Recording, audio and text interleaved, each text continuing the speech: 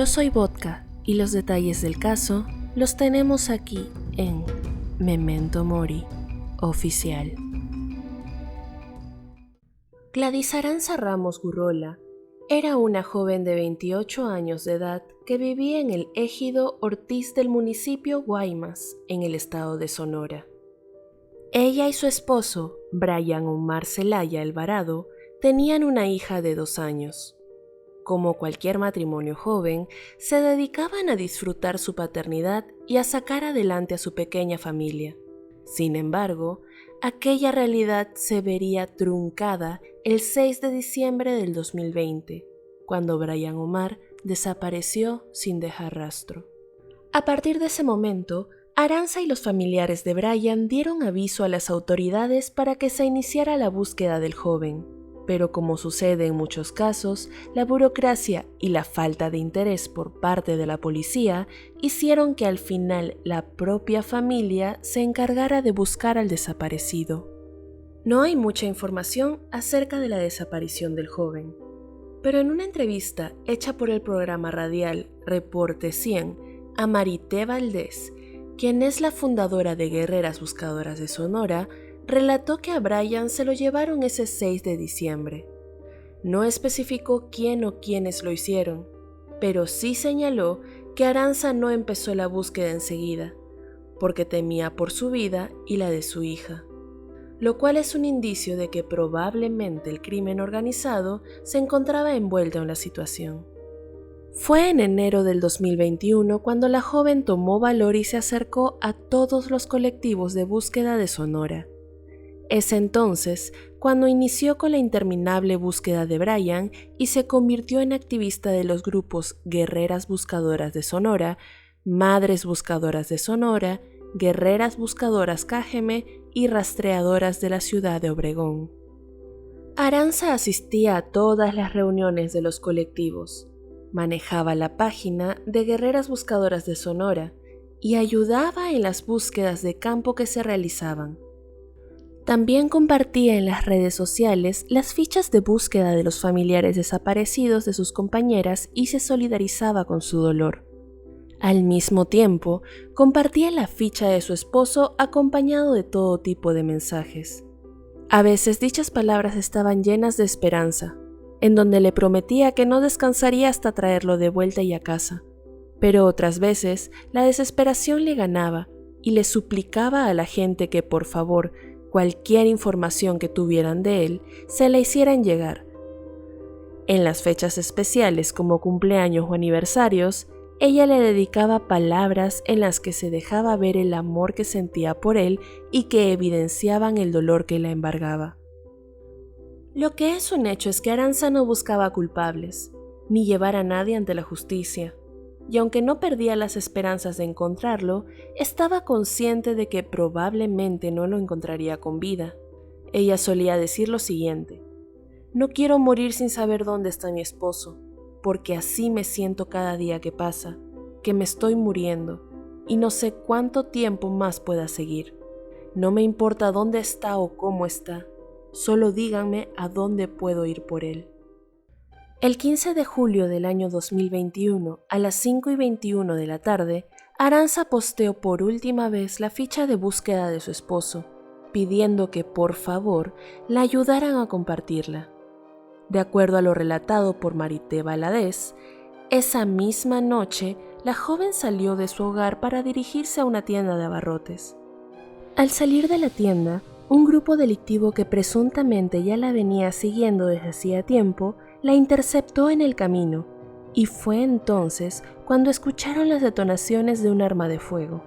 Posteriormente, dejaron el cuerpo de la joven a unas calles del lugar donde vivía, y los delincuentes se dieron a la fuga. Rápidamente la noticia se hizo viral, gracias a la valentía de los colectivos que utilizaron las redes sociales para pedir justicia por el asesinato de Aranza. El revuelo mediático llegó a tal grado que Guillermo Fernández Maldonado, representante de las Naciones Unidas para los Derechos Humanos en México, se pronunció para urgir a las autoridades investigar el crimen. Fue así que resaltó que la falta de actuación de las instituciones del Estado en la búsqueda inmediata de las personas desaparecidas pone en situación de riesgo a las familias de las víctimas. De ahí la urgencia de investigar el asesinato de la señora Ramos de manera exhaustiva, que agoten todas las líneas de investigación relevantes, inclusive la relación de este crimen con su labor de búsqueda y garantizando la incorporación efectiva de la perspectiva de género.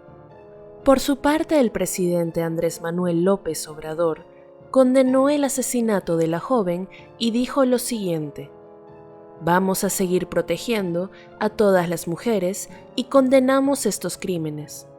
Y se está llevando a cabo investigaciones. Vamos a seguir protegiendo a todos y combatiendo la delincuencia, ya que hay garantías, hay protección y no hay impunidad". Palabras que a muchos les parecen contradictorias, pues apenas hace más de un mes afirmaba en uno de sus discursos matutinos que en México hay paz y tranquilidad.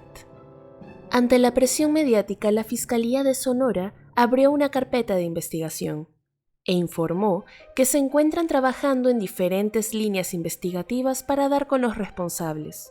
Quien también se manifestó fue la secretaria de Gobierno, Olga Sánchez Cordero, quien dijo que ha dado la instrucción de darle seguimiento al caso de Aranza, tanto a nivel federal como local, para garantizar que esto se esclarezca y no quede impune. No obstante, el crimen contra Aranza no es más que la punta del iceberg, pues su caso ha servido para evidenciar la falta de protección por parte del gobierno hacia las familias de las víctimas de cualquier crimen. De hecho, tras el asesinato de Aranza, Ceci Flores, quien es la líder del colectivo Madres Buscadoras de Sonora, reveló que recibió amenazas de muerte. Dichas amenazas le llegan a través de perfiles falsos de Facebook.